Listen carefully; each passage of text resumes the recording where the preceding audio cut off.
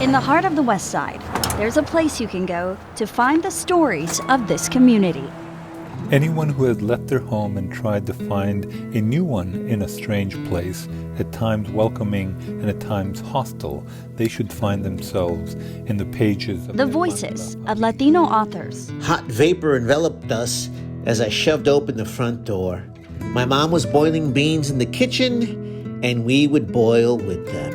Whose ancestral history in this portion of Texas. Scleroderma means survival, which does not always equate to living. Dates back hundreds of years. People are thirsty for this. People know that they're going to walk in and just get a shock full of information on books and knowledge where they can deepen their understanding on the culture. The Guadalupe Latino Bookstore, open less than a year now, is a branch of the Guadalupe Cultural Arts Center.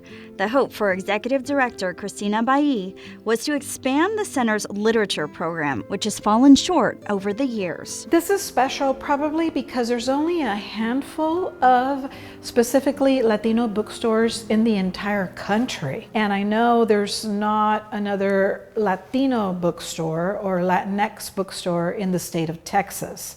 So these are rare.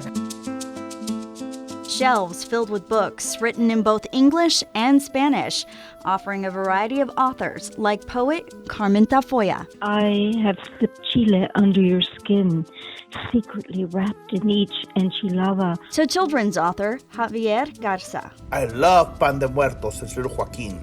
I'm glad you like it, says his mama. It was always your father's favorite. So it's part of like Chicano literature. For the Aguirre family, some of the context of these stories sound familiar. It definitely made me feel happy when I came inside the store and saw all this Mexican stuff, like all these books about Mexican history. For Mom Andrea Aguirre, the culturally specific bookstore is another chance to expose her boys to their heritage. And I want them to see themselves and to read about themselves. I want them to come in and feel like I really matter, and a lot of the things that we've done really matter. Seeing those in an environment where we're not having to search out one book at those big top stores, that's really important. Right now, we're going back to some of the times where some of this information and knowledge about our culture and our history is being suppressed. We have seen how the Texas legislature is trying to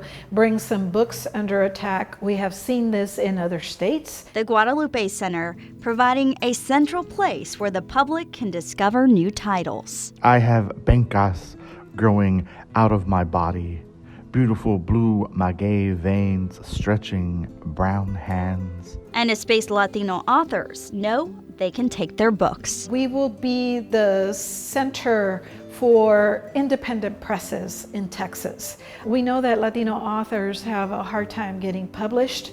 It's hard to get published, period, for anybody. For people of color, even more so. And anyone who has forged a self from pieces of many worlds to fit and not fit in a new home, who has balanced on many beams to understand different sides, yes, they should find themselves in these pages. A cultural gem to add to this already growing catalog of Latino voices and experiences. Like it's indigenous, right? Reporting from the West Side, Audrey Castoreno, KENS 5.